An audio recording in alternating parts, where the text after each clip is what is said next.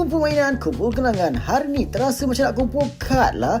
Jadi saya singgahlah kedai Impulse Gaming. Dekat sini ada pelbagai jenis kad. Bukan kad Pokemon saja.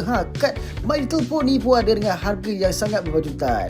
Lepas tu saya terjumpa pula kad Dragon Ball dengan harga RM2. Jadi saya beli 3 booster pack untuk video kali ini. Jom kita tengok kad apa yang bakal kita dapat untuk pack-pack ini. Okey, untuk pack pertama, dalam satu pack ni ada 3 kad. Okey, kad pertama kita dapat Goku dan juga Trunks. Kita ada Ginyu dan kad terakhir hadir dengan kita ada Vegeta. Lawa juga dan kualiti kad dia agak keras Okey, kita akan teruskan dengan pack yang kedua. Alright, kad pertama kita ada Goku, Gohan dan juga Piccolo diikuti dengan Geese. Alright, Geese. Dan yang ketiga kita ada bapa kepada Chi-Chi.